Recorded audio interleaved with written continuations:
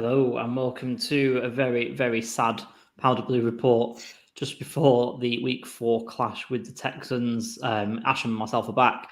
And we'll be dissecting the week 3 hammer into the Jags. And fair play to the Jags, hats off to them. They very well deserved it. I think we'll get into that. But, we've got some sad things to talk about. My mate, you're obviously not feeling very well either. So it's even sad times for you on that score as well. Yeah, Sunday, the bug hit me, not COVID, just my kids went to school and picked up something, give it to me. So that was a nice early birthday present. So I got some sort of man flu, as my wife would say.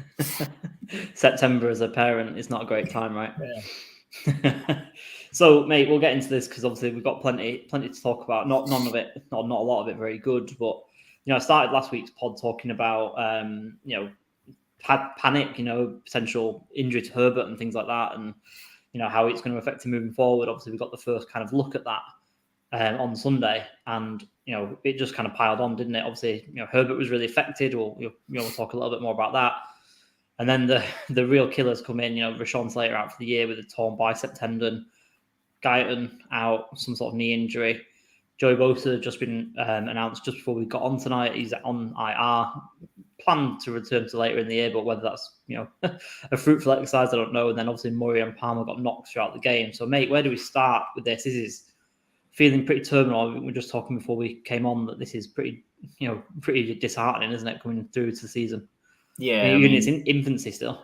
Yeah, I mean, you're talking week 3 and already you're on a Debbie Downer, really. So, yeah, absolutely. I mean, I didn't even mind losing to the Jags. I thought they played really well. I thought we didn't really have a game plan considering we had 10 days, obviously, to plan for the game. I thought everything sort of was just, as soon as it just felt strange from the first quarter, I was just like, the team just seems off. And obviously, and then the injury happened to Bosa. And what we struggle with as the Chargers, I think it's just been, it's been probably 10 years, 12 years of it, maybe longer for me as a fan. But when we get hit by injuries or a bit of adversity, we just crumble. We've got no adversity in us, and we've just got no sort of, the great side seem to find a way, and we just crumble under the pressure when things don't go our way. And it just happened again at the weekend. And I know we have injuries, and we always do seem to get injuries to our main superstars more so than, I don't know, the left guard, the nickel corner. Ours seems to be like the edge rusher, the cornerback one, the wide receiver one, the quarterback. It just seems to be the superstars that get hit from us. But yeah, the injuries at the moment aren't helping at all. But mentality-wise, I think that they're at an all-time low. I just think that it just seems to be one thing after another. And these players and these coaches at the moment can't seem to pick themselves up and perform on a Sunday, and that's pretty much the be-all and end-all. It is really tough to watch, especially when we were losing. As soon as we lost Slater, my heart sunk a little bit because I thought that's that offensive game plan. We were talking about it last week, that you lose Allen, some of the playbook goes. You lose Lindsay, some of the playbook goes. You lose Slater, 50% of the playbook goes, to be honest. You're not going to be dropping it back that much more, especially with Herbert injured like he is. You're not going to be doing these 5-7 step drops with a left tackle that's a turnstile. So yeah, it's worrying times now. It is really worrying times, and we'd hope it would be better news, but at the moment it just seems to be negative. I think after negative thing at the moment coming out Chargers camp. Yeah, it's one of those, isn't it? When you think, I think I even tweeted this out, when it rains, it pours sort of thing. Like you say, Slater's been that kind of immovable object on the left side. He almost is like one of those things that you don't even consider anymore. You just kind of think, well, that's obviously going to be fine. There's no there's no uncertainty about it. No matter who he's come up against, Myles Garrett, whoever, top edge rushers throughout the league, he's dealt with them and it's been absolutely fine. And then obviously, the drop off to Storm Norton, I mean, it was tangible, wasn't it? He got pressured. Herbert got pressured about 50% of the time via Storm Norton throughout the rest of the game after Slater went out. And obviously, Pipkins is Pipkins, as much as he's been gloriously anonymous in the best way possible so far this season. You wonder how he's going to fare, because obviously, the rest of the line isn't going to be able to kind of maybe slide towards him as much when you got Norton or whoever potentially comes in to play left tackle. it's just going to be, like you say, falling apart at the seams, especially with Lindsay out, that anchor in the middle at the moment, with what seems to be an ongoing problem. And that tendonitis issue just isn't going away. It's just not going to go away. I mean, he's probably been suffering from it for a while, but when you're looking at that, you're thinking, God, that's like you say, your two rocks are gone, and then you've got Matt Filer who's out of form, and then say they're going to not be able to give Pipkins the attention that he'll need to kind of keep him on that steady path that he's been on. So it's just really disheartening on that offensive line. Herbert's suffering already, obviously with his injury. He got hit a bunch after that again. Like I say, pressured, especially from Norton's side, and you're just thinking, God, like the attrition already is hit, and like you say, hit the main positions. That is not even talking about Bosa, who adds a heck of a lot, and obviously we've been really excited about the Mac and Bosa partnership. It showed itself in week 1, and then obviously you've got JC, who we've not mentioned, and he's out, again, and we'll kind of see where he's at, but it's just a really tough one to take. And obviously we've got other players that are on the way back that we've not mentioned, but yeah, there's just a lot of attrition, and like I say, Guyton's the only speed guy on the roster, and I know they're looking to sign John Hightower, the former Eagle, to the practice squad. They've signed him. Yeah, they've signed him to the practice squad. But again, like you then relying on a practice squad guy, a guy who wasn't on the roster, and we're not getting excited too much about him, I'd imagine. And it's going to be pulling a rabbit from the hat if he's going to be able to be the guy to replace Guyton and to go deep and to get these things. Hopefully, like I say, Keenan's back, but man, just moving through this game against the Texans is just going to be really, really difficult to have any kind of real positivity about the game and moving on from there, even, depending on what we see on Sunday, I guess. Yeah, I mean, I think one thing that's been really killing us is we haven't been able to establish any sort of run game at all over these first 3 weeks. So it does really, we need to obviously get something together and get some run game going. The Texans, I think they've been giving up about 170 odd yards on the ground. So we need to really start establishing it. And I'm hoping, even if you're putting in maybe offensive tackles or guards that aren't the greatest in pass pro, but they can add a bit more in the running game. Maybe you get Slayer out there or whatever, like Salia, out there. You might hopefully get some more stuff on them. I mean, it can't be that much more difficult to get something more on the ground than what we've been doing recently. But if we can start establishing some sort of run game, take the pressure off Herbert a bit, maybe like we can open up this pass pro and stuff like that. So if I'm honest, at the moment, it's just there's more question marks getting thrown around than there is answers because of everything that's been going on with these injuries. And obviously you're thinking you're going to get a player back, then he's not back, and then something else happens, and then you lose someone else, and then it offers another question mark down the other line. So it's just really hard at the moment to try and get a foothold of what this season is going to bring. As a Chargers fan, obviously you had so much optimism at the beginning of the season, and now all of a sudden we're kind of, the Cowboys are looking in better position than us, to be honest. So it's worrying because obviously you're trying to make do with keystone players that aren't there for quite a while, and then obviously if we don't really do that well in these first sort of the next 5 weeks, then it could be one of them ones where when do you throw the towel in and start maybe playing some players that you're looking in for next year, and maybe trade a couple of players before the deadline and stuff like looking for the draft. Like, it's a bit depressing considering we're only in week 3, but it's what you kind of got to do if you want to try and build and go again next year to try maybe kind of get a head start on other teams. Yeah, that's it. And it's like I say, it's like you say, it's the drop from the optimism that we had, a few weeks ago to where we are now. And obviously, the Texans could be completely different. It could be that we do put Salia out there, or someone else, Isaiah Spiller comes in and we do establish a run game. Austin Eckler looks, back to his normal self. Herbert, looks a bit better than he did on Sunday, and we'll obviously get into more about the game shortly. But, we need some more data. We are only three weeks in, and we need to go through the next 2, 3, 4 games just to see kind of where we are with all these injuries with these guys out. And then, maybe we can have a bit of a better idea. But you're right, it could quickly go downhill, and we could be thinking, Justin's rib injury is not going away. We could just sit him and just not tank, but, just kind of like, no, I guess it is tanking. I guess I'll correct myself. Yeah, I guess it is. And, maybe Joey doesn't come back from IR because, there's no point. He just kind of sits the rest of the season, gets healthy. And whoever else, and you like you say, you just start throwing some young guys out. JT Woods maybe gets seized the field, and we see what we've got, especially with Naz and his contract coming up next year. So, yeah, it could go one of two ways. We could have a bit of an upturn. And you think, we're still in the fight, and we kind of look a bit better, albeit against the Houston team that we'll discuss a bit later on. Or it could just be even worse. We could lose the Texans again and just be like, well, this, the negativity is going to go through the roof or through the floor, whichever way you'd want to kind of say it. with kind of, the online opinion and things like that. So we'll kind of see where it goes, I guess. But yeah, it's a worrying time to be a Chargers fan for sure, with all these injuries and the kind of things mounting up so early, like you say, at key positions. Yeah, I just think they need to start. There's obviously something going on with, obviously the injuries haven't helped with the mentality and sort of the confidence of the team and the coaches and stuff, but they just need to really freshen something up. Maybe like either a big waiver or a pick up in free agency, that there's obviously players around.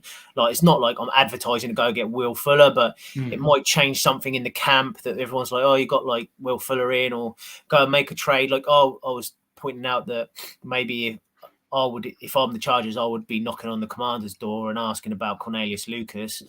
He's worked with the coaching staff before. Obviously, they've got Leno there as a left tackle. They've got him as a backup, and then they've obviously got Cosme as well. They don't really need him. His contract's not bad, and he's about 31. So you could even say, right, let's go and get somebody to replace Slater straight away that knows how to play the left tackle position. We haven't got to worry about Norton. Norton can still be the swing guy if we lose him. Just do something that will maybe pick the roster up and the players up to say, oh, we've got a guy in the building that's not going to know what he's going to do. We haven't got to worry about it too much. Like, they kind of need to do something, even if it's change a game plan or run the ball 55 times in the game. Like, just do something that will change sort of this, what's going on really on the field at the moment, and try and lift the players and the fans. Yeah, a move like that would certainly like lift the floor of the the squad that we're putting out there on a match basis. So yeah, we'll kind of see. And I guess the other thing that can raise the floor is obviously Corey Linsley, Keenan Allen coming back. Allen, he's pushing for the start. Yeah, and obviously with low-key need Parham as well. I think we obviously discussed it at quite a bit of length last week at how much we miss him. And I think with the running game that we'll talk about more when we talk about the game and kind of why that was so absent. Yeah, I guess he's a part of the reason for that, really. But yeah, we're kind of wanting these guys back, and you'd like to think, with tendonitis, like I say, it's not going away. Lindsay should be around fairly quickly, hopefully, for this weekend, maybe.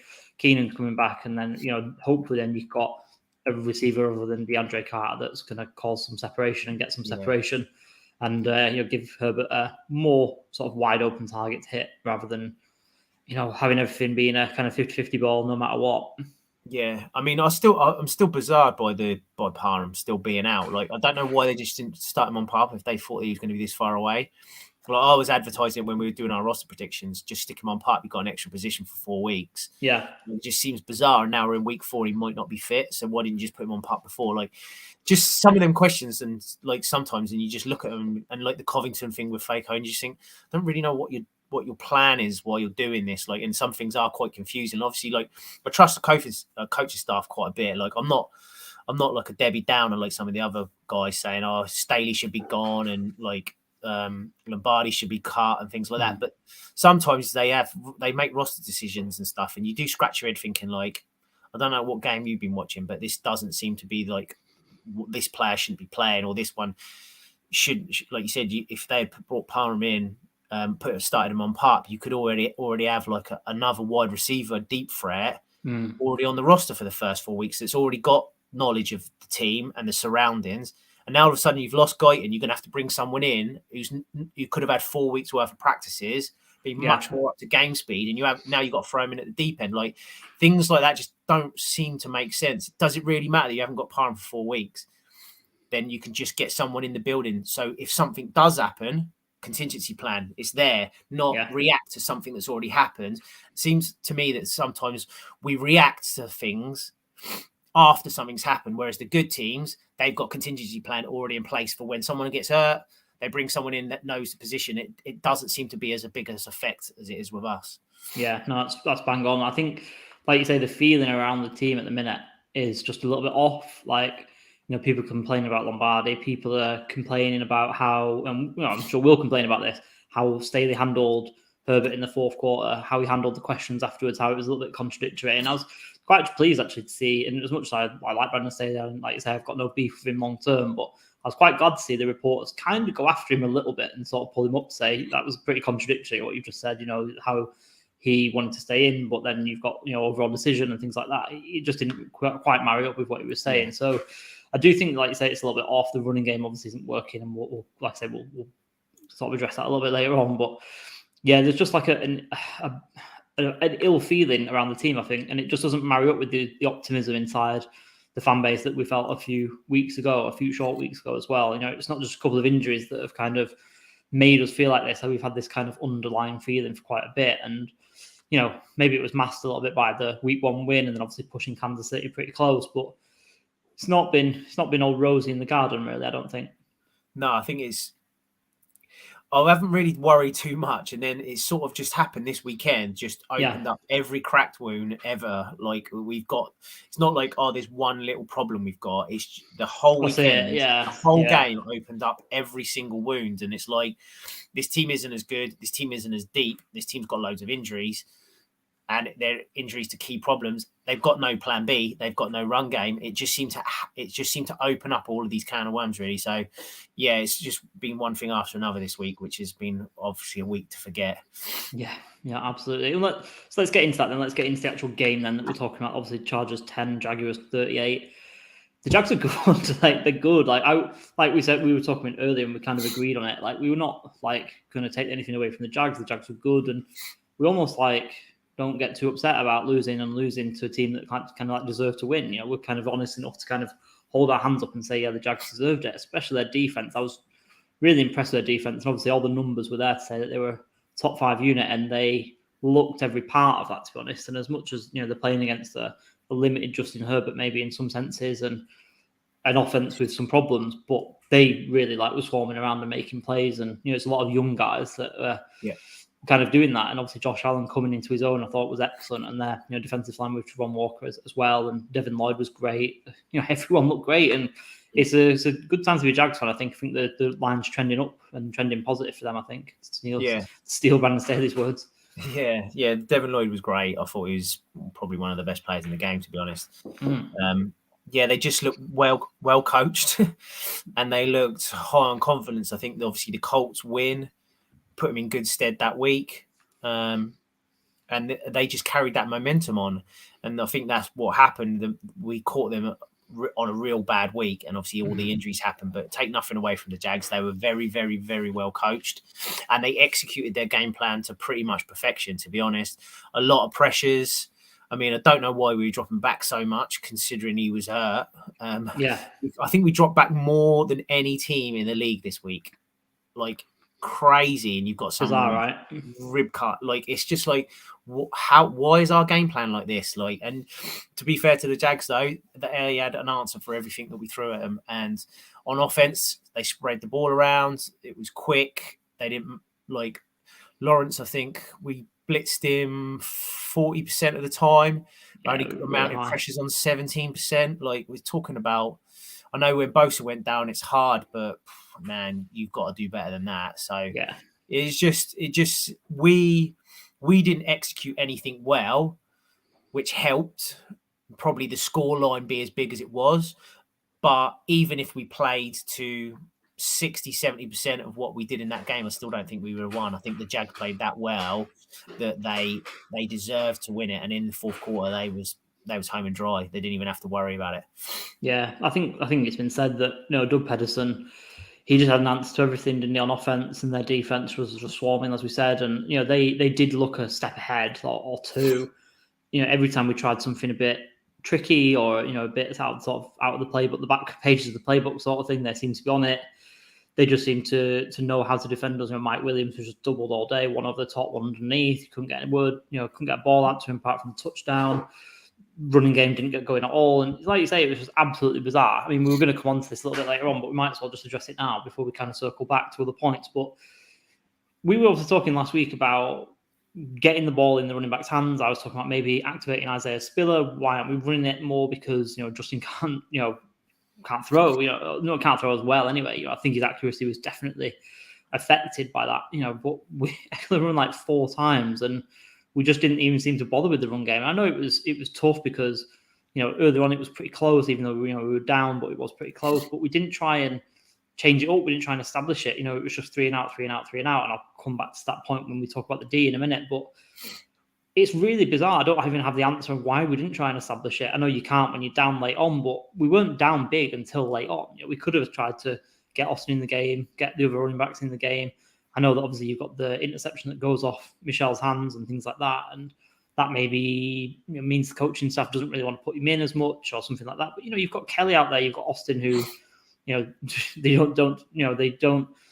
not done those things. I know they have in the past, but they've not done those things to start the season. So as much as maybe Michel's in the doghouse for that, letting that pass slip through his hands, but there just doesn't seem to be like a lot of explosivity either, which just means that they're just maybe not going to it. But to run your main running back 4 times, I don't know, it's just criminal, really, just to not even try anything. And some of the run plays, I don't know, I'm on a bit of an uncontrolled rant there. I'm not really making any much coherent sense, but just kind of getting loads of points out there. But just some of the running plays, and I just tweeted about a couple of them that really stuck out. Is like we had a 3rd and 1 early in the first quarter, and it's a toss play. Oh, when I hate toss plays. the straight line is the quickest way, right, to the whatever target you're going to get, not to fling it outside and try and run around everything. It's almost like they're trying to be too clever. And there was a draw on 2nd and 18. It's just like, it's like the running game is predicated on trying to be smart. Yeah. And it just never comes off. You know what I mean? Just do the simple things. We're in a bit of a hole. We're not playing very well. Don't try and get out of it by doing something that's too clever. Yeah. Because it just backfires and it just puts you in a bad situation. Then you're on 3rd and 18, 3rd and 20, whatever it went to. You're off the field because we couldn't get off that third down, that reference in the first quarter, because we played this stupid toss play. Just play the fundamentals, do the right thing, and try and get a first down, grind it, because that's what sort of game it was going to be. It was always going to be that sort of thing. Their D is playing really well, as I mentioned before, and we'll come on to our D, which I thought played really, really well in the first half and then fell off for reasons we'll go into. But we just shot ourselves in the foot by not establishing this run game, and when we tried to, just doing the wrong thing. Yeah. I wish I had answers to come back with and say, oh yeah, but literally like everything. Like I don't know why they were doing some of this stuff. Like you said, with the toss play, like that toss play, which every team uses, is horrendous. Every time I've ever seen it used, like it never works. I don't know why teams use it. Like you have to have like a 4-2 running back to run 10 yards that you would need to run 1 yard if you run straight in the middle. Like, I don't understand why they use it. Most of the time they're loaded boxes. So the only time it ever works is they don't actually run anybody and play a play action with someone running over the top, and you use it as a pass scheme, not as an actual run play. It just seems, like you said, I don't understand it. And I know you could argue maybe we don't have the guys to put in I formation and run power. But you've got Xander. Xander's like, he's big, athletic fullback, Exactly. You must have someone on there to. I mean, the Chiefs used to use Dontari Poe to run 1 yard. You know what I mean? Like, you must have someone that can push the ball like that. But we just seem to be, like you said, just making a meal out of everything this weekend, and it just seemed to be one thing after another. The calls weren't great, and the execution of the plays weren't great, and it just seemed to backfire on every occasion. So yeah, I wish I had the answers to our run game at the moment, but I don't even know what we're going to do at this weekend, to be honest. I don't know how we're going to make it better, because the personnel's got worse and the confidence is really low. So it's just going to come down to schematically, can they coach a running game in this match? And it's going to come down to Lombardi. He needs to earn his money this weekend. This is how you're going to, and then run the ball better, which will open the passing game up and hopefully go from there. But yeah, I don't really know, to be honest, with this run game at the moment. It's one of them head scratches where I've got no answers. There's just nothing on this roster that I look at and think, how are we going to make this run game better? Hopefully it leads to some self-scouting and we can kind of establish something in there, going to be scheming some things up and getting some different personnel involved, because like we say, we've got Xander, we've got 3 running backs who've all shown little flashes throughout the season, although Eckler, isn't on the best form, but like I say, it's a get-right game because the Texans are giving up a bunch on the ground. So yeah, we'll kind of come on to that a little bit later on, maybe with Ewan. But yeah, like I say, I just wanted to make a few quick points before we get Ewan on, but I thought the D, like I said, played really, really well, but you lose both, so it's obviously really tough. And then you've got the fact that the offense just isn't getting off the, staying on the field, and the defense can't get off the field because they're gassed in the end of the game. And then that James Robinson 51-yard or however many yards it was, that just as backbreaker, when you're kind of up against it and then he kind of breaks away. And I've got to say that's probably from a tiredness, because they they were hanging in there a lot, throughout the first half, holding them to field goals in short-yardage situations. But then, come the third, fourth quarter, it's just tough to kind of be out there that much, you know what I mean, against really balanced attack who's kind of, like I say, a step or two ahead, I thought. But I thought, like I say, the D played well. I thought the D played well in the first half, yeah, and I think the game hinged on that third quarter. I think that you could even argue that you're coming out of the break, I think it was 16-7, and then you get the ball, you go down the end, and then we're basically first and goal, and we balls it up. So we have to field goal it because the play calling was horrendous in that sequence of plays when we was right at the goal line. Yeah. Makes it 16-10. Then we get them on a 4th and 1 at their own halfway. If they punt it, we get the ball back, start playing half decent. It could have changed. But that James Robinson one was like a dagger to the heart. Yeah. And then as soon as them combinations of plays from that, us going down the end, not capitalising on that red zone, and then them on a 4th and 1, taking it to the house, it completely switched the game. And you could just see the D, just their heads dropped. And you stump back to mentality again. We just seem to crumble when we have any sort of adversity. And it just doesn't seem to be who plays in this shirt.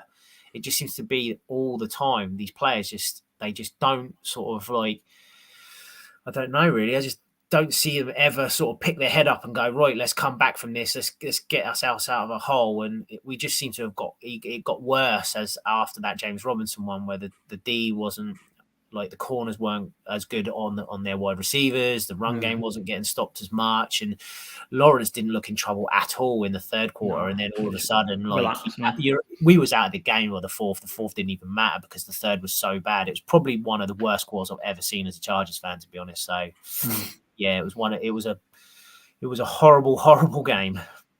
It was, and then obviously just before we get you in on to talk some Texans, we'll just talk about the fourth quarter. It's obviously been discussed a lot over, especially on Sunday, as we were kind of all on Twitter, kind of, discussing things before the game was finished. But why on earth was Justin Herbert out there? It's probably something else that we don't have the answers for, to be honest. But I suppose it's got to be addressed. That I just don't understand anything with regards to that. No, like I was adverse to try and pull him in the sort of early part of the fucking first half, to be honest. Like he just didn't see himself. And yeah, it was one of them ones where, again, you're just scratching your head saying, like, I don't know why, like, we're down like 20 points. Like, why are you even bothering? And then obviously they go and get another touchdown. You're like, why is he still out here? Why are you driving him in the fourth? Like, what's the point? Like, it's one of them ones where, especially when you're playing against people like that in fantasy football, you're like, please take that player out that's doing really well. They can bench him. And then the coach is like, you're like 50 points up and the coach still puts the main quarterback out. You're like, what are you doing? What are you doing?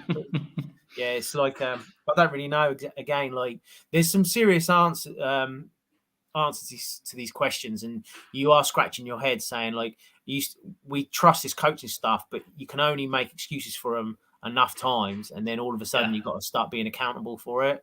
Yeah, big time. And I mean, it's just, like you said, it just seems to be one little thing, then another little thing, and then after a while you're like, come on, you need to sort of like stand up for what you're actually on about here, because there is no real reason for them to keep him out there, especially with us losing Slater and that, and we're so far out of the game. It's like, I can understand you wanting to make it look less laughable, but let's not put it politely, we got hammered by the Jags this weekend. Absolutely hammered in all phases, and they absolutely deserved it. And the players and the coaches and even the fans in some respect need to take responsibility for it, because we've been trying to say our bread's buttered and it's not at all. So yeah, I'd agree with that. It goes back to, just like what we were talking about the last week or whenever it was, we were talking about obviously going for it on fourth down, the mentality.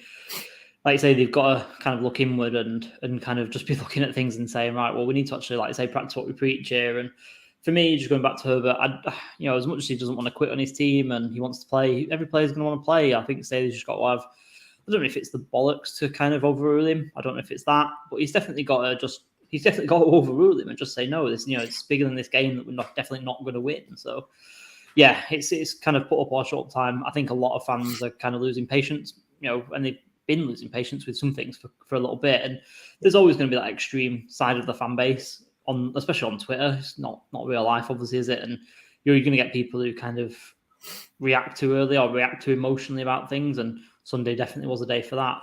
Yeah. But things kind of continue to go south over the next 3 weeks before the bye. Then you are going to see a lot of fire Staley, fire Lombardi, fire everyone kind of tweets, and the kind of sentiment is going to grow, unfortunately. Yeah, they need to really earn their money these next few weeks because they're now, the honeymoon period's over after Absolutely. The last sort of like 18 months that you've released all these all-in documentaries and everyone's buzzing about the team and the philosophy and the coaching staff, and then you put it down on Sundays and it's not there. I know you can't First game, we were very, very good, very good. Even against the Chiefs, we were the better team. But the Jags brought us down to earth massively. And now the coaching staff have got to answer back now with weeks and weeks of hopefully wins, because otherwise these questions are gonna spiral, and then the fan bases, the media, everyone starts turning on you. It happens in the NFL all the time. So, like I said, I am slightly worried because of the injuries. That's probably been, if I'm honest, that's the worst thing at the moment that's probably done me. I can deal with losing a game and it brings you back down to earth, and that's kind of what's happened as a fan base. Is we've got off our high horse now that we've been talking, this team's really, really good. Yeah, it is, but it can't be the Jags even with that many injuries, because great teams can find a way. And even if it was close and you'd say fair enough, like the injuries probably cost it, but even if we had all the players fit, I don't even think we would have beaten them, to be honest, because they were that much more well coached than us, and they just seem to have much more of a game plan than us. So it's really brought the coaches back down to earth, the team back down to earth, and I think now the next few weeks is now they've got to earn their money. These players have got to earn their money and show the fan base and the media that week 3 was just a bad bump in the road and we can get back on track, because the only way we're even really going to get to the Super Bowl is if Herbert plays really well, because all of our other players are injured and they're walking.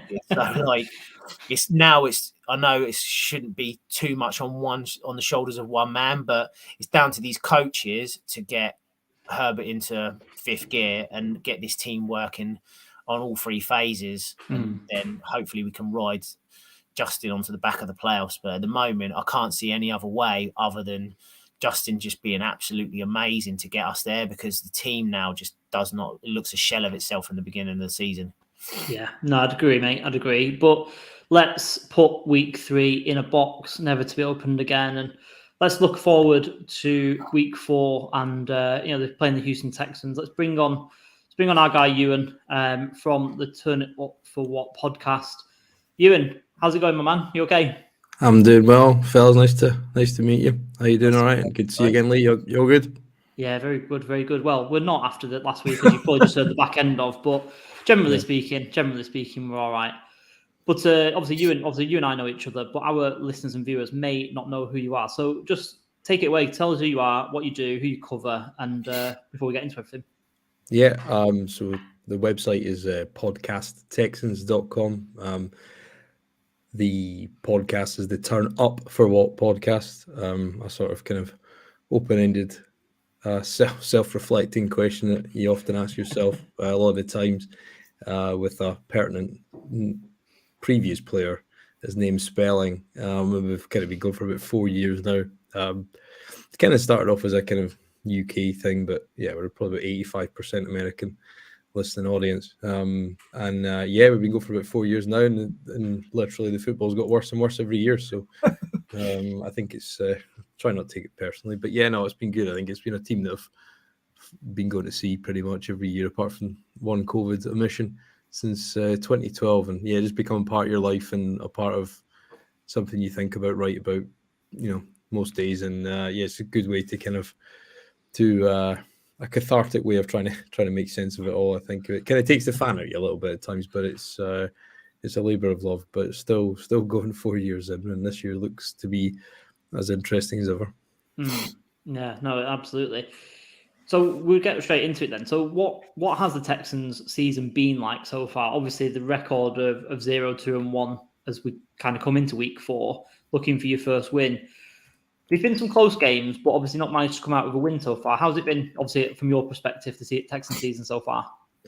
Yeah, I mean, the first 5 or 6 weeks is probably nigh on impossible to tell what any team is. I think, especially with that, the attitude towards pre-season now. You got an extra game. It's as the CBA and the rules continue to erode the quality of the product, the tackling, and everything like that. So, yeah, it takes a while to settle, I think, and find its new equilibrium for this season. I think you're still seeing that. We thought in week one that was a good result or a good sort of showing, at least a good account of ourselves, and a sort of reasonable jump forward and improvement against the Colts, considering we lost by a net sort of 57, 58 points last year over the two ties. So to kind of go right down to the wire, almost lose it, take it to overtime, and potentially, really should have won if it hadn't been for some conservative coaching, game management calls, and you might got the win there, I think. And then it kind of seemed like that Colts result was perhaps not as a quality output as you thought it would be. Then they go and beat the Chiefs in week 3. We went up to Denver, Russell Wilson's home maiden voyage in front of new ownership, etc. He certainly looks a shell of what he used to be. So again, it was kind of difficult to try and assess, the quality of your own performance when both in week 1 and week 2, it was handed to you with pretty much every possible opportunity and mistake that coaching staff and Nathaniel Hackett making some terrible calls, maybe Russell Wilson just not looking like a starting level quarterback, certainly for the contract he's on, and Matt Ryan adjusting to a new team with limited kind of offensive weapons. Yeah, there was a lot of mistakes in there, a lot of penalties, a lot of flags. Looked like everybody was doing everything to hand you a result, but you couldn't take it. And I think that's a big part of a realization where this team is. But I think also on the flip side of that, there's a realization that this team is in a much better position than it was last year, because these games would have been blowouts. So we're now competitive in some senses. Lots of flaws and some strengths, and amongst all that mire, to be competitive. But certainly, I think when we come up against outfits have got their act together, I think we'll be a very distant second. But it's been an interesting one that showed some signs of progress. But yeah, again, it gives you a realization when you're compared at this level. There's tiers to this stuff, and we're still very much on the bottom echelon looking up. But certainly been progress made, I think, from the first 3 weeks. It does seem like it, especially with some of the younger players that we'll get into a little bit later. But Ash, have you seen much of the Texans? What's been your impressions, if you've seen anything of them so far? I've seen drips and drabs. I think that D's played well. I think they've been a little bit poor on offense. I think they've maybe relied too much on Cooks in the past, and I think it's come to fruition this year that maybe if he's not having the greatest of games, they've got no plan B, which obviously their plan B at the moment is run Pierce and Burkhead, but you can't bank on that all season. You obviously need other wide receivers to step up. It's no different to the Chargers. Like when Allen's gone down, you need other wide receivers to step up, and I think that they do struggle finding that number 2 guy to sort of pepper. But I think their D's played well. I think they're obviously full of young guys. So I've seen them bits and pieces, but yeah, I think they're, like you said, there's obviously certain tiers to this at the moment, but they're a progressive tier. Like we were talking about the Jags like this probably last year, the year before, and they've had a complete turnaround with obviously the coaching, the mentality, etc. And obviously they've had high draft picks that have helped. But if you guys can do well in this draft coming up, maybe get the QB that you maybe deserve, then maybe obviously things will progress a lot quicker. The process goes a lot quicker. So obviously Trevor Lawrence was the A1 stud, and that's why the Jags have probably propelled quite quickly. So if they have a top 2 or 3 pick this year, then obviously if they get one of them QBs, then things might propel a lot sooner rather than later in the NFL. And we see it all the time, like teams look dead and buried, they're out of it, and then two draft picks, all of a sudden you're looking like world beaters. So it's one of them ones, like the Chiefs never looked like world beaters, and then all of a sudden they took Mahomes, and now they can't lose. Same with like the Bills and Josh Allen. So when they get the quarterback, then obviously this team can propel off of that. But I still think they're a little way off yet. Yeah, do you think that's a pretty fair assessment? It was a lot in there. Yeah, I think, I mean, I suppose the identity, the strength of this team is probably the defense. But that being said, it gave up 208 yards on the ground to Chicago in week 3. So, yeah, there's definitely structural flaws within this roster. There's been new additions. Quite what the plan is, and and how we get from uncompetitive to competitive, and if not challenging. I think that's probably the part that I know and some of the people I speak to struggle with in terms of Caserio's vision and how he's done it on his second head coach right now. Botched the first hire. I mean, this is certainly not a long-term hire, I don't think, in terms of projecting you towards success. So is he beginning to afford a third hire? I suppose people expect he will be. And where that leaves you, if that third hire doesn't go well after you've expended all the draft capital from the Watson trade, so which we've got another 2 years of. So it's a precarious time. I think you see green shoots at times, but I think some of the lack of offensive output, I think which you touched on there, is probably the biggest concern. I want to kind of open up to a bit of a fun question to begin with, but which is the better division or which is the worst division, whichever way you want to go around it, the AFC West or the AFC South at the minute? Because I feel like the AFC West has really underwhelmed moving forward. And obviously, both of our teams have now played a couple from each division, obviously moving forward into this game. But is the AFC West overrated and the AFC South a little bit underrated, Ewan? No, I think if you look at the talent on paper, I think the West kind of takes it rather convincingly. There's I suppose if you look at particularly us over the last couple of years, there's been a drain of talent there, and not replaced by front office heavy-handed mistakes.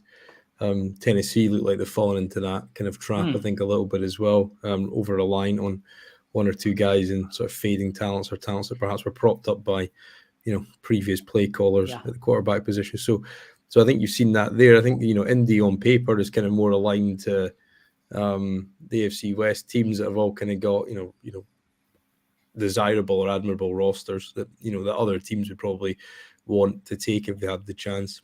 But so I think the AFC South is kind of flipped on its head. I think you're potentially looking like Jacksonville's got the best chance to do it. I think Indy will come back, and Frank Wright's got a good way of kind of garnering his side towards competitiveness, despite historically always starting slow. So I think they will come around, and Vrabel will do what he does and manage to float them. But I think if it's going to be a total win scenario, then I think the AFC West should come out on top on that. But I think certainly both divisions, you potentially got a division winner.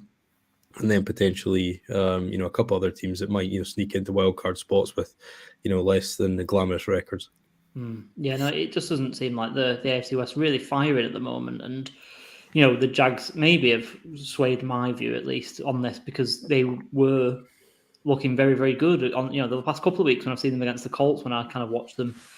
Although the Colts didn't play very well. And then obviously against ourselves, they thought they played really, really well. And they looked, streets ahead of us, as we've kind of just been saying in the first part of our pod here. But, I don't know. It's one of those things, like you said before, we need more data, don't we, as we kind of move through the season, because the early part of the season, is almost like an extended preseason with kind of players figuring it out and coaches figuring it out as we kind of move through. But, we've mentioned, obviously, a couple of things about the Texans offense. And I wanted to ask you about Davis Mills and that experience and how that's going. And we've already kind of alluded to it a little bit in terms of, is it time for a new quarterback, or how is that Davis Mills experience kind of going from a Texans point of view? Is it wearing thin, or is it still kind of something that you could see those green shoots, as you were mentioning earlier? Yeah, I think it's always one of these ones that can be divisive. Certainly when you go through lean years, people want to find positive outlooks or ways of or means of progression, and that'll obviously naturally come through a quarterback.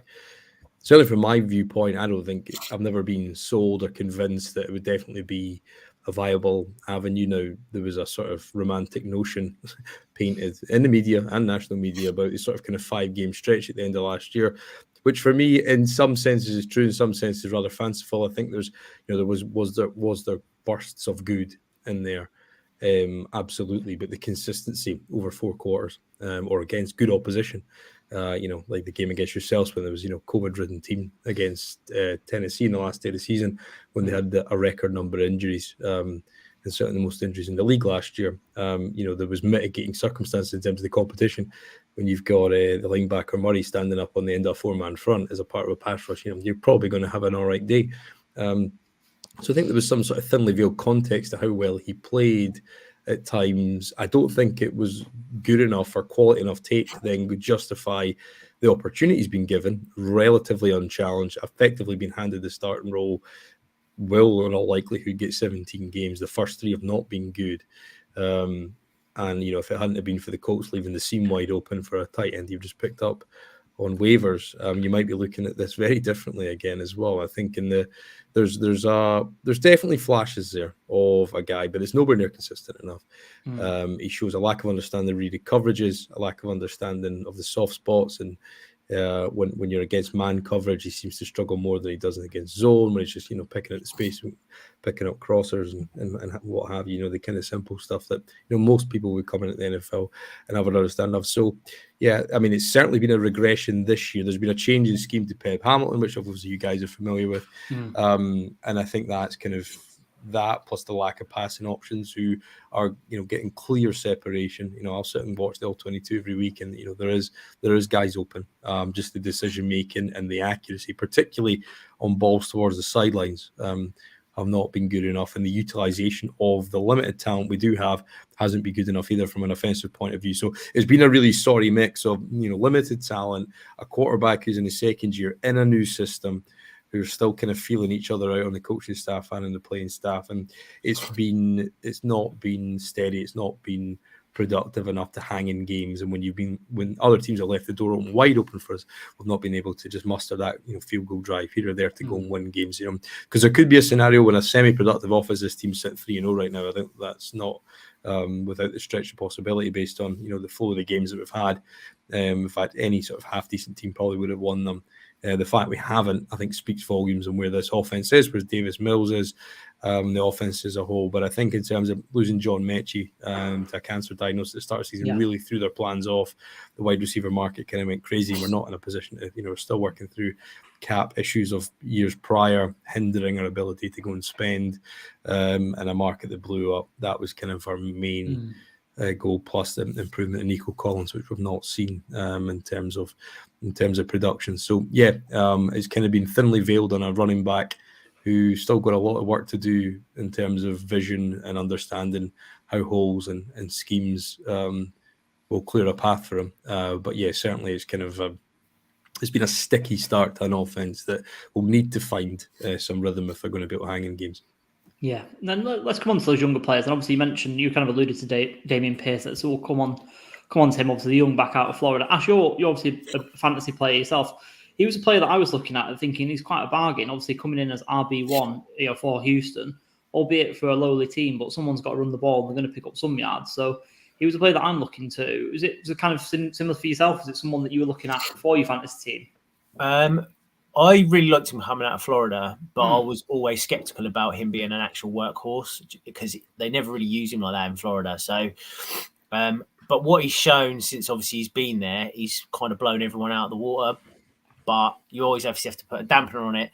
He's blown out people out of the water like Rex Burkhead and obviously Johnson and things like that who were there previously. So the people around him that he was in competition with weren't exactly the superstars of like some of the other teams. So, but what I have seen of him has been very, very good. So, bargain-wise, in regards to fantasy, like most people were taking him at the end of the first rounds and stuff like that. So it wasn't really like a bargain for me to see him like that. But what I have seen of him, he's been very good and he's lived up to all of the hype that everyone was saying. Oh yeah, he's definitely going to be like end of first round guy. He's going to be really good for them. And he's proved everyone, all of them believers so far right. So if he continues like that, then great. The Texans have got a very, very good running back and they've done well getting him in. I think it was the 4th round, wasn't it, that they picked him up here? So they've done very well getting him in the 4th round and he does look a player. Yeah. And Ewan, just kind of flashing forward to a real football on the field, how has he actually done from a Texans point of view? Obviously, like you say, he's got some rough edges, but is he deserving of that RB1 spot and will he stay there long term? Yeah, I couldn't tell you anything about the witchcraft element of it, but in terms of the actual X's and O's, I think he's has he beat out competition that were subpar, and arguably none of them really should be on an NFL roster. Yeah, I think that's clear. From Dari Ogunbowale, who was at the Jags last year, previously it was, he's your third option that they seem to not give any carries to. So we're kind of a little bit under served in that department in terms of talent. I think, yeah, I mean, like I'm not quite sure yet. I think if he's got the potential to be kind of like lead workhorse kind of back, but I think in terms of his flashes, if he can piece it all together, I think, yeah, you've probably got a nice, at very worst, sort of strong rotational head there that you can play on first and second down.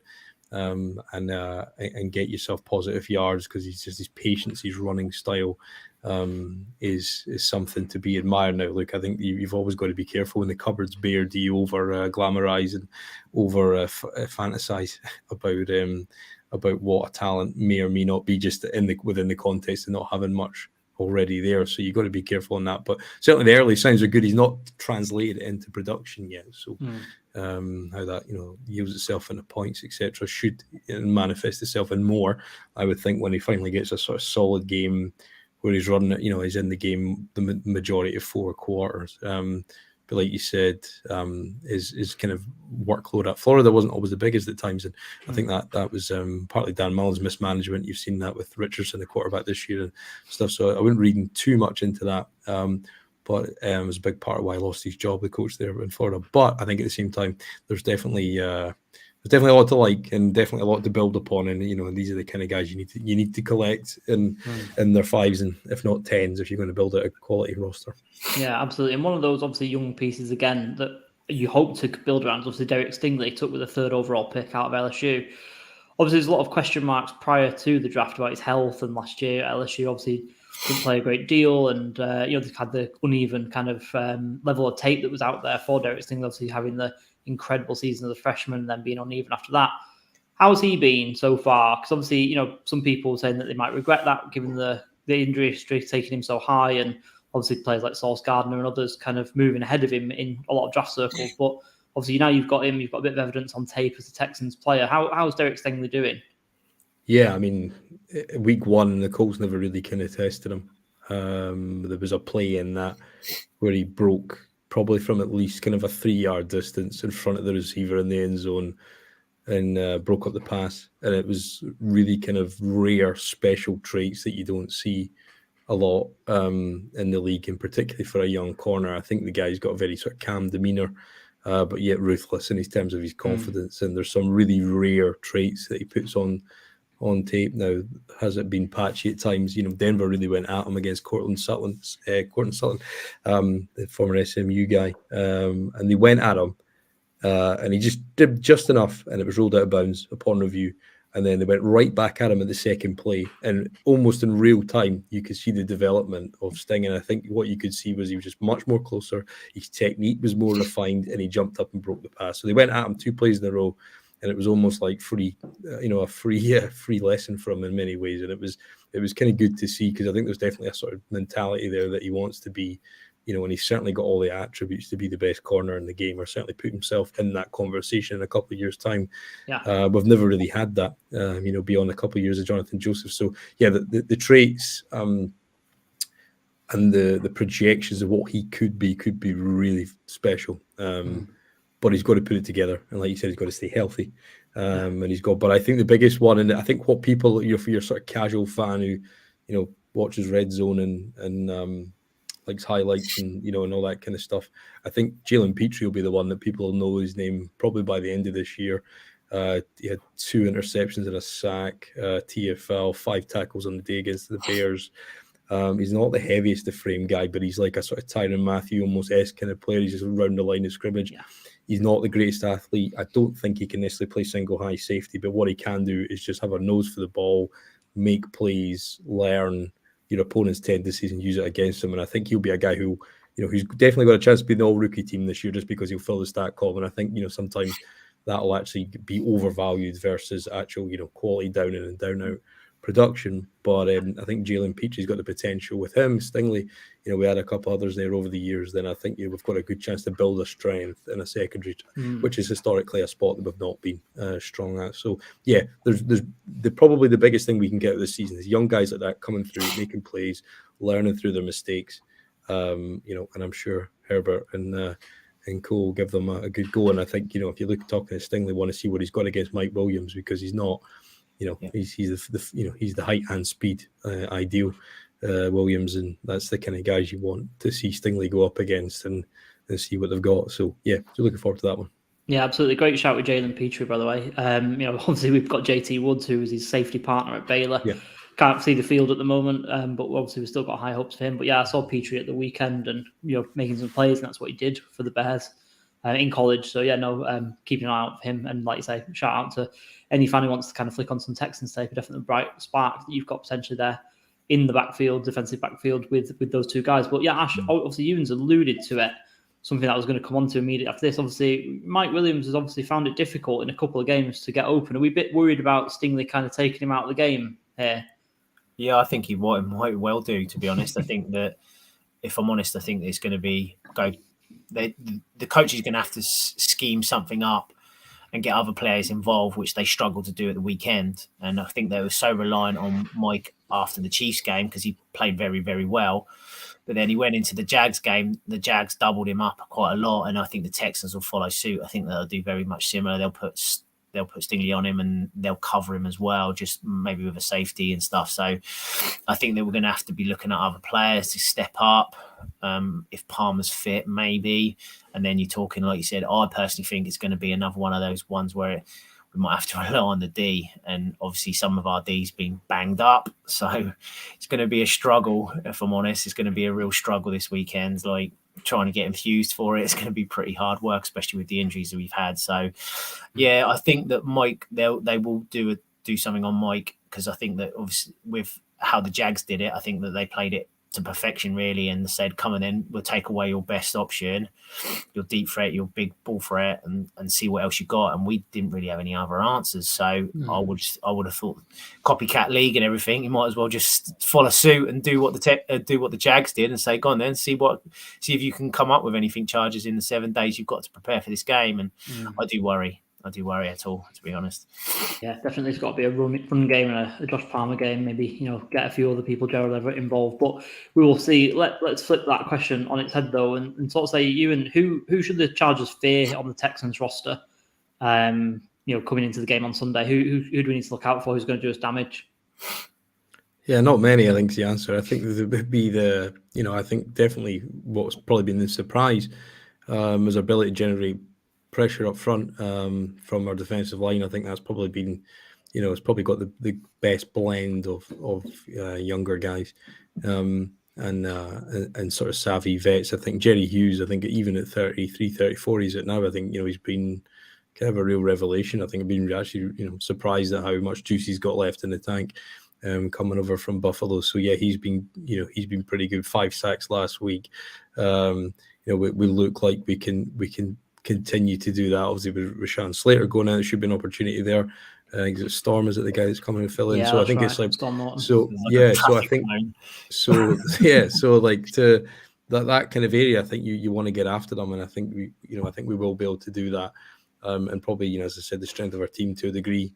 Steven Nelson's come over and he's actually been surpassed my expectations and how well he's played. Certainly there'll be a cost associated with keeping him if he maintains this. Obviously, cornerback's a year position, but certainly I think there's definitely a willingness and an ability to get after the quarterback, make it difficult for offenses. We've done that in every game so far. I expect them to do that. Now, I think the key element is how much and how well our offense can stay on the field, and I think that's been the issue in every game. There's been almost a consistent pattern. The offense can't stay on the field, and by the fourth quarter, that differential and playing time starts to wane on the defense, and you start to see a kind of gradual falling away, and the offense can't piece drives together. So if the Texans can come in and Dameon Pierce can have a good game, because the running game is starting to solidify a bit more. The pass protection this week was great for Mills. He just couldn't make the most of his opportunities. We're starting to get more of a settled line with former guy of you guys, Scott Quisenberry, coming in and playing at centre. So had a decent couple of games so far, and actually having a solidified and consistent line is, obviously so immensely important in terms of the running game. So if we can run the ball a better clip than we have done, and Pierce can kind of get into triple digits and get over 100 yards, and we can rush the passer a bit. But I think we've got a chance to cover the point spread at least and keep it close. I think there is a perception out there, if you can shut this offense off of the Chargers by taking the deep ball away to Mike Williams. If you can do that, you've got to make them sweat and work hard for the stuff underneath, which a Tampa 2 system with basically a front seven in and around the ball should, has an ability to swallow up and make difficult in terms of some of the zone looks in the short to intermediate passing lanes. It's not the easiest to do against. So hopefully that can be the case, and we can try and contract the game and keep our offense out there longer than they have been, and get some more time of possession running the ball. And if we can get the passing game going, then I think we'll be good. But I think that's a big effort at this stage, based on where we've been. There's certainly enough players there to make it serviceable. But I think the schematics from Pep Hamlin will need to be adjusted, and need to be a bit more interesting if you're going to beat this Steely defense. I think that's going to be the key. But yeah, I think there's ways and means to do it. But I think the big thing about this team and last year, the margin for error is so thin. Pride ourselves on turnovers. If we can make those turnovers and make them count and generate them into points, then you've got a chance. But if you don't do that, then the talent differential is too much. How's Green played, Ewan, on the O-line? Yeah, Kenyon. Yeah, no, I think he's been good. He missed a lot of time in camp. He had an injury. He was coming off surgery. Then he got a concussion. So he probably only was out there for sort of circa 50% of the time in camp. A real nasty streak that we don't have, and he's potentially at times our best run blocker from day one.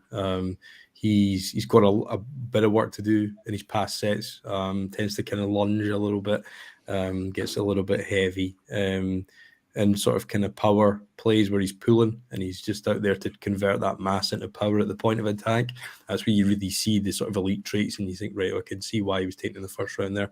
Kind of zone kind of looks where he's going to be a bit more coordinated, along with other linemen trying to get to the boundary to stretch the angles. He's been not as successful. I think he's more suited to a power scheme, and I think he will become good in time. He just needs to clean up some of his pass protection sets. But what he's really good at is coming off a block, making a block, and then finding more work, which not a lot of young guys do naturally. And he's got that kind of down from day one and that mentality. So yeah, there's definitely a lot to like there about Kenyon. I think it's going to take time. As I said, he missed a lot of time in camp, but I think hopefully he can be one of these guys that's plug and play for 5 to 10 years, and that pick will justify itself. Obviously, he'll be compared to Zion, he'll be compared to Tyler Smith, he'll be compared to Kyle Hamilton, he'll be compared to Jordan Davis because they were all on the board at the time when he was picked. But so he's always going to have that, and he'll always have a bit of an unfair kind of comparison points. But yeah, certainly as a guard, certainly as a young guy. Things look really promising right now. Yeah, absolutely. Yeah, it's good. Obviously, we've got the kind of other one who was kind of obviously the high end guard, obviously linked in the first round, and I think we're pretty happy with Zion so far. Another kind of one that we kind of said earlier about Pipkins, gloriously anonymous, really, no trouble or anything like that that's kind of coming his way. And from what we have seen, he's done everything with minimal of fuss. But it's an interesting kind of, like you say, link that's going to be made throughout the whole career. It's always the way, isn't it, with the draft? Yeah, Zion was a bit more polished for me. I think he was always going to come in day one and be probably more refined. And I think that perhaps the argument was that Green's got a potential tackle versatility, but then also a higher ceiling just in terms of that raw athlete, because you can tell he's still only 21, but he can push 300-pound guys to the floor. So I think this is all there. It's just a matter of refinement for him. But yeah, no, I think I think all three of those guys should turn out to be pretty solid pros at very worst. Yeah, absolutely. So we'll kind of move through to getting towards our predictions. But first, before we get to actually putting a scoreline or a score prediction towards it, where's this game going to be won and lost, and is it all about the pass rush, as you mentioned earlier, or is it just kind of about those turnovers? What's kind of one area in the game where you think this is the area that we need to go out on top to get this win here? Yeah, I think it's just our offense inserting itself in some form or other in the game, and whether that's predominantly on the ground, because that's the identity they want to have. But if they can do that up front, and Chargers just historically last year, and why they made all the moves, Khalil Mack, etc., was to try and shore that up. Obviously, there's going to be no Bosa. Looks like he's head to the IR, so it's, that takes out a big element of that front.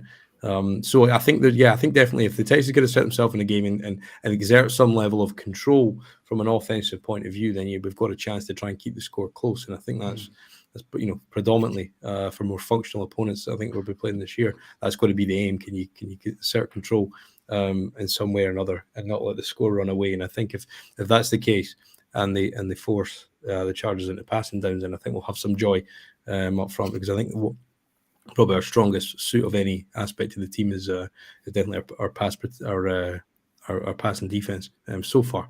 But that could change. But I think ultimately, it won't take a lot to run the ball. It won't take a lot to make a big difference for the Chargers offense to be fluid. And I think if that's the case, you get a couple of scores up, then I think that puts in a position that's too much of a reach for the quality that we've got. And Ash, what about you? Obviously, I think I'd be kind of leaning towards, like we say, a bit of a get-right game for the run offense for ourselves. But, where do you see it kind of being won and lost?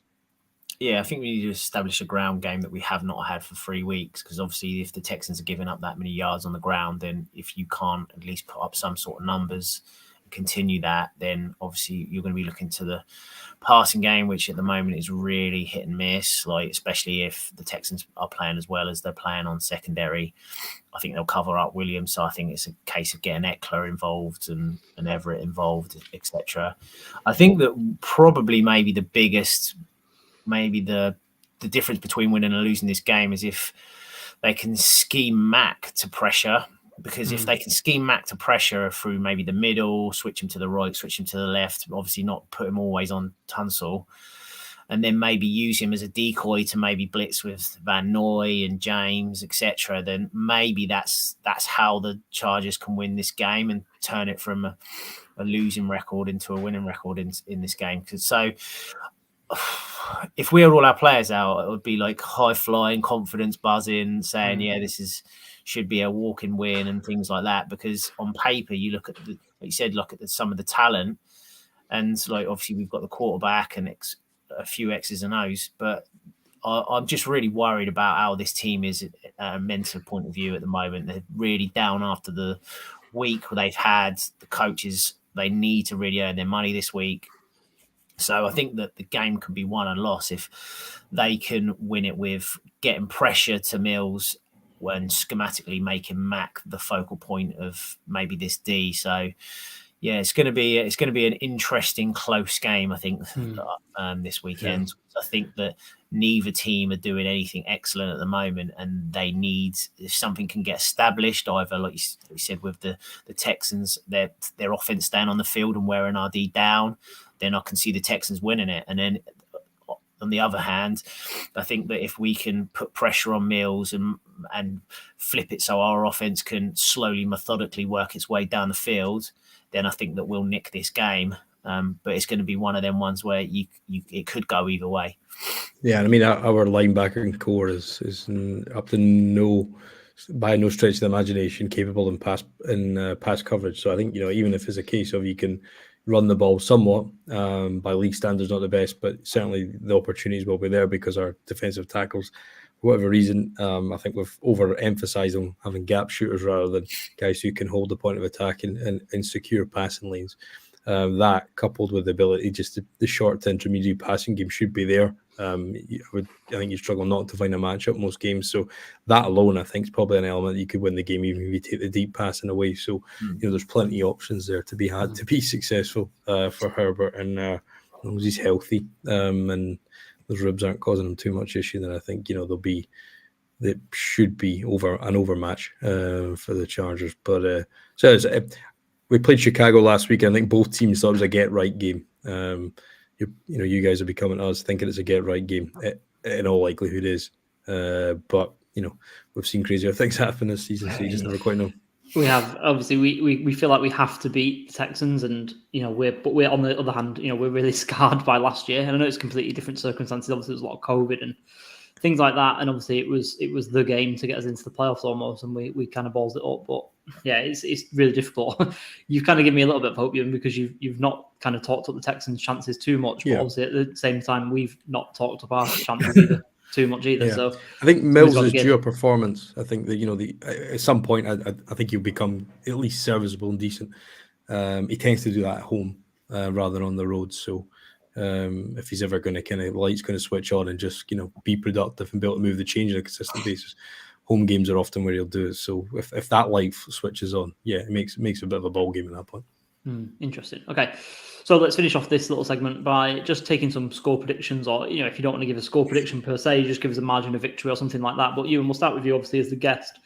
Give us a prediction for Sunday's game.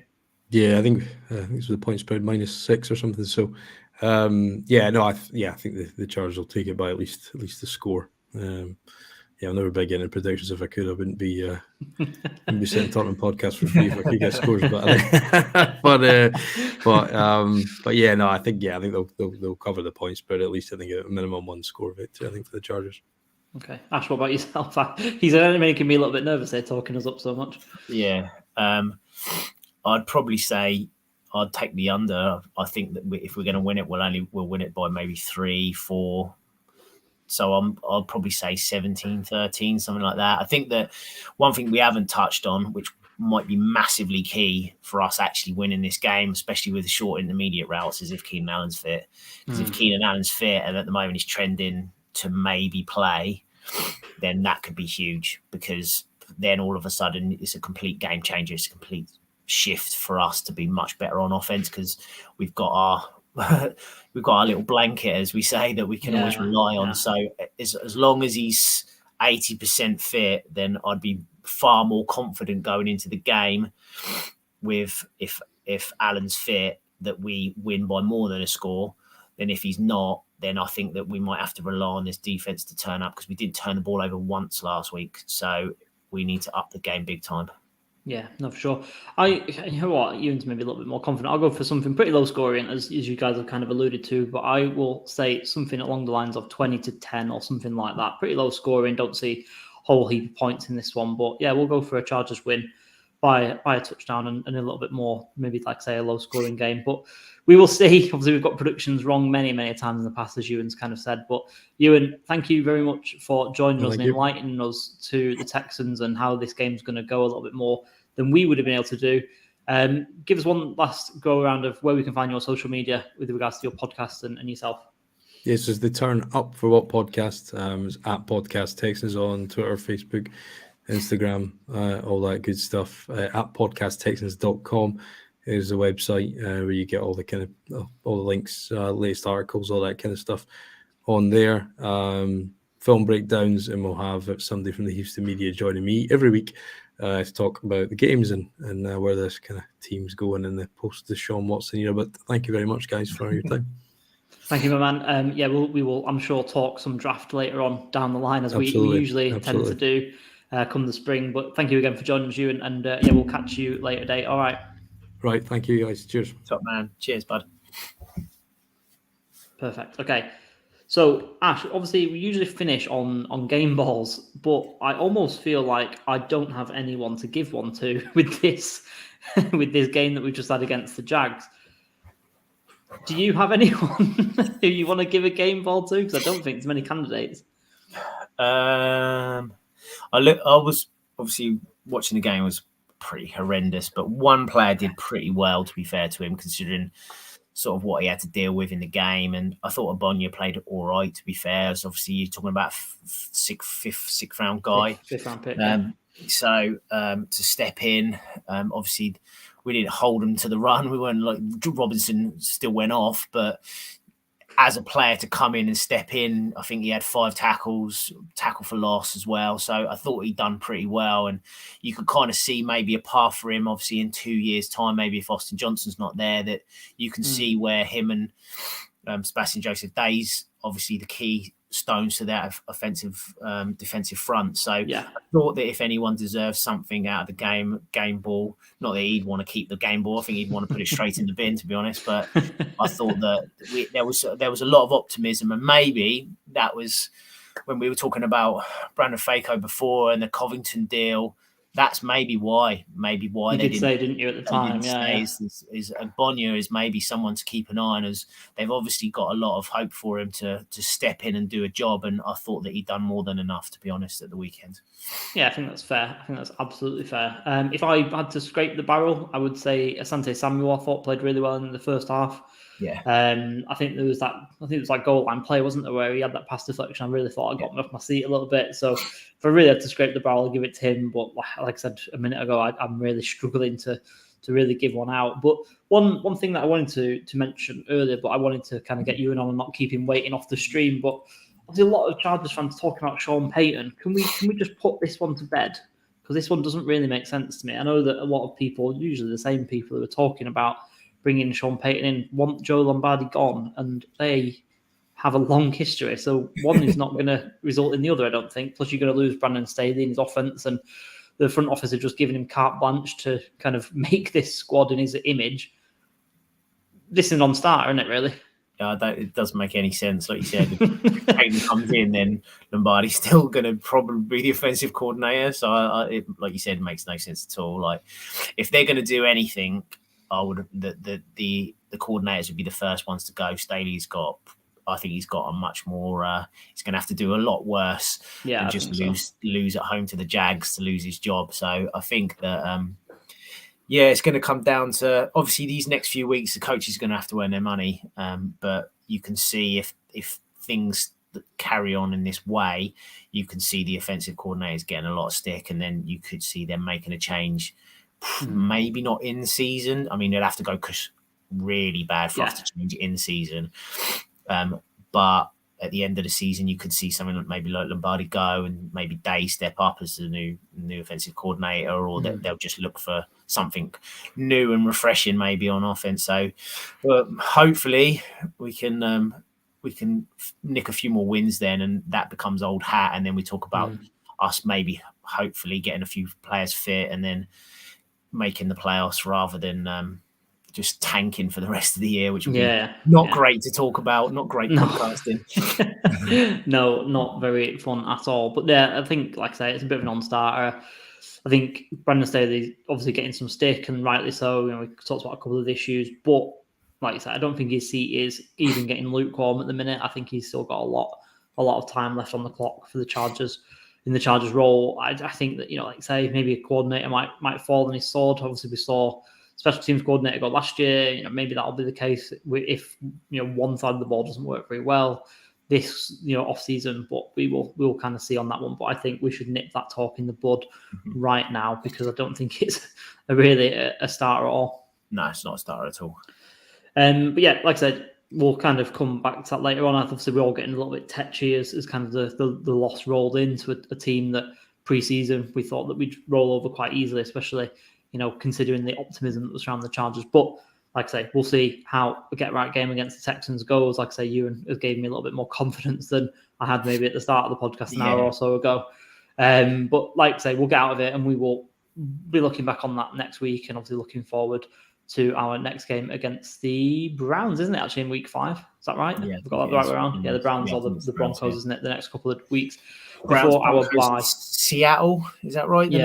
Something like that. But anyway, we'll come on to that later on.